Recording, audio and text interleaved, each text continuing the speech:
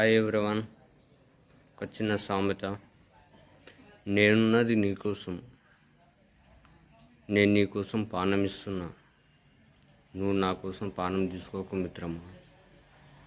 నీకోసం పైన ఉన్నాడు. అంటే దీని అర్థం ఏంటంటే, చేపలు పట్టడానికి వెళ్తున్నారు.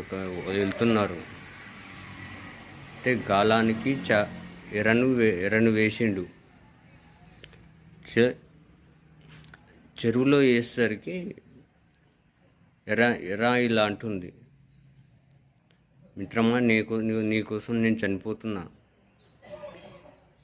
చేపతో ఇలా అంటుంది, నువ్వు వచ్చి నా కోసం నువ్వు నా కోసం వచ్చి నువ్వు చనిపోకు అని చెప్తుంది చేపతో.